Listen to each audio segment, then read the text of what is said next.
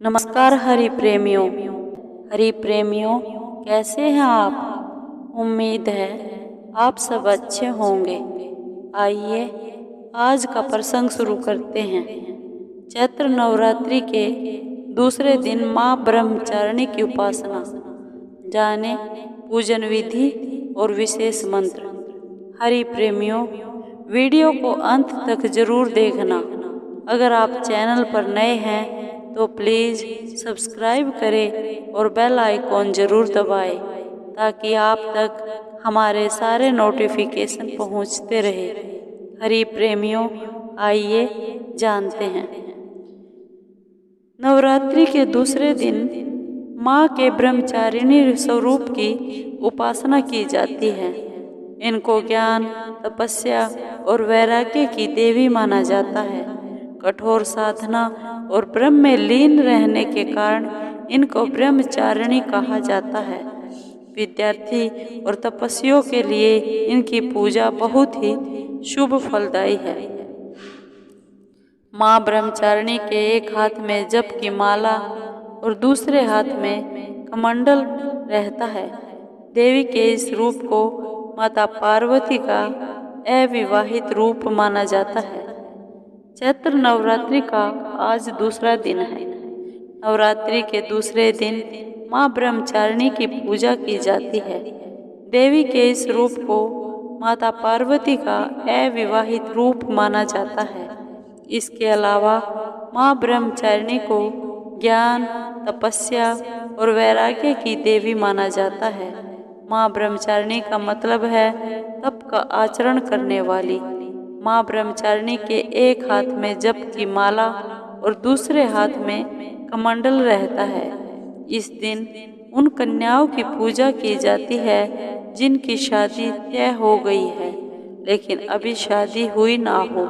इस दिन इन्हें अपने घर बुलाकर पूजा के बाद भोजन कराकर वस्त्र, पात्र आदि भेंट करने चाहिए।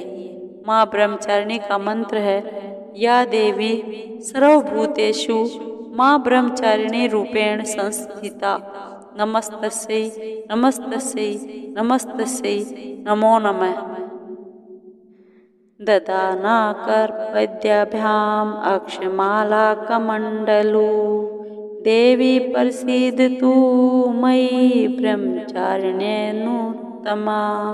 ओम देवी ब्रह्मचारिणे नमः। माँ ब्रह्मचारिणी पूजा विधि। नवरात्रि के दूसरे दिन माँ ब्रह्मचारिणी की पूजा के दौरान पीले या सफ़ेद रंग के वस्त्र पहनने चाहिए। माँ को सफ़ेद रंग की वस्तुएं दान करें। ओम हैं नमः मंत्र का जाप करें। पूजा के दौरान माता को सफ़ेद रंग की चीज़ों का भोग लगाए। माता के आगे घी का दीपक जलाए और दुर्गा सप्तशती का पाठ करें। नवरात्रि के दूसरे दिन का उपाय। इस दिन सफ़ेद वस्त्र धारण करके पूजा करनी चाहिए। माता के मंत्रों के साथ चंद्रमा के मंत्रों का भी जाप करें। माता को चांदी की वस्तुएं भी समर्पित करें। इस दिन शिक्षा तथा ज्ञान के लिए माँ सरस्वती की उपासना भी करनी चाहिए।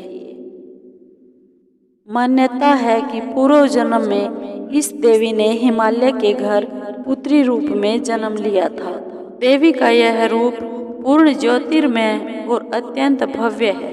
इस देवी के दाएं हाथ में जप की माला और बाएं हाथ में एक कमंडल धारण किए हैं। हिमालय के घर पुत्री के रूप में जन्म लेने के बाद नारद जी के उपदेश से भगवान शंकर को पति रूप में प्राप्त करने के लिए घोर तपस्या की थी। इस कठिन तपस्या के कारण इन्हें तपस्चारिणी अर्थात ब्रह्मचारिणी नाम से अभिहित किया गया। 1000 वर्ष तक इन्होंने केवल फल फूल खाकर बिताए और 100 वर्षों तक केवल जमीन पर रहकर शाक पर निर्वाह किया। कुछ दिनों तक कठिन उपवास रखे और खुले आकाश के नीचे वर्षा और धूप के घोर कष्ट सहे। 3000 वर्षों तक टूटे हुए बिल्व पत्र खाए और भगवान शंकर की आराधना करती रही। इसके बाद तो उन्होंने सूखे बिल्व पत्र भी खाना छोड़ दिए। कई हजार वर्षों तक निर्जल और निराहार रहकर तपस्या करती रही। पत्तों को खाना छोड़ देने के कारण ही इनका नाम अपर्णा नाम पड़ गया। कठिन तपस्या के कारण देवी का शरीर एकदम क्षीण हो गया। देवता, ऋषि, सिद्धगण, मुनि सभी ने ब्रह्मचारिणी की तपस्या को अभूतपूर्व पुण्य कृत्य बताया, सराहना की और कहा, हे देवी, आज तक किसी ने इस तरह की कठोर तपस्या नहीं की। यह तुम ही से ही संभव थी। तुम्हारी मनोकामना परिपूर्ण होगी और भगवान चंद्रमौली शिव जी तुम्हें पति रूप में प्राप्त होंगे। अब तपस्या छोड़कर घर लौट जाओ। जल्द ही तुम्हारे पिता तुम्हें बुलाने आ रहे हैं। माँ ब्रह्मचारिणी देवी की कृपा से सर्व सिद्धि प्राप्त होती है। दुर्गा पूजा के दूसरे दिन देवी के इसी स्वरूप की उपासना की जाती है। हरि प्रेमियों, आपको ये वीडियो कैसी लगी? अगर आपको वीडियो अच्छी लगी हो तो लाइक कीजिए, शेयर कीजिए और कमेंट जरूर कीजिए। सब्सक्राइब कीजिए। धन्यवाद।